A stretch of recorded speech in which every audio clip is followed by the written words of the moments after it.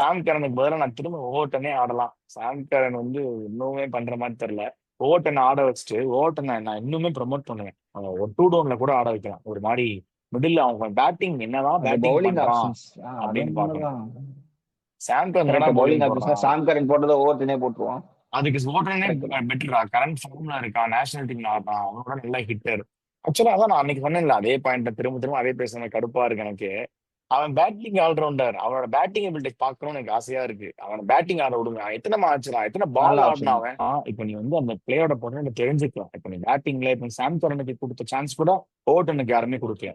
அவன் மொத்தம் ஆடின பாலே 5 பாலோ 6 பாலோ தான் ஆடி இருக்கான். 3-4 மேட்ச் அவன் விளாண்டதுல.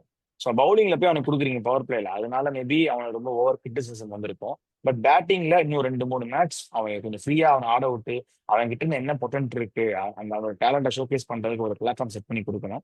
பட் அப்படி பண்ணியும் அவங்ககிட்ட இருந்து எந்த பெரிய ரிசல்ட்ஸுமே ஈல்ட் பண்ண முடியல அப்படின்னா, மேபி அடுத்த ஆக்ஷன்ல வந்து நீ சொன்ன மாதிரி ஒரு ஃபாரின் கேம் கிரீன் அதுக்குள்ளேயும் ஸ்பெகுலேட் பண்ண ஆரம்பிச்சிட்டாங்க. அந்த மாதிரி வேற ஏதாவது ஆப்ஷன்ஸ் வெளியே இருக்கா அப்படின்னு பார்க்க ஆரம்பிச்சிடும். ஏன்னா ஆல்ரெடி சாம் கரன் ட்ரைவர் பண்ணிட்டீங்க, போட்டு ட்ரைவர் பண்ணிடலாம். செட் ஆகல அப்படின்னா அகைன் இது ஒரு வேலிடேஷன் மாதிரி தானே. ஒர்க் அவுட் ஆகல அப்படின்னா நீங்க கண்டிப்பா வெளியில கண்டிப்பா. அதுக்கான ரீப்ளேஸ்மெண்ட் பார்க்க ஆரம்பிச்சிடலாம். பட் நான் என்ன சொல்றேன்னா, அவனை ஃபுல்லா வேலிடேட் பண்ணிட்டு பண்ணணும். சும்மா அவனை பாவம் டெஸ்ட் ரெண்டு பண்ணிட்டு ஓவர் அடி வாங்கிட்டான்ட்டு அவனை போய் நீங்க மாத்துறது வந்து என்ன பொறுத்த வரைக்கும் அது சரியில்லை. அவ்வளவுதான்.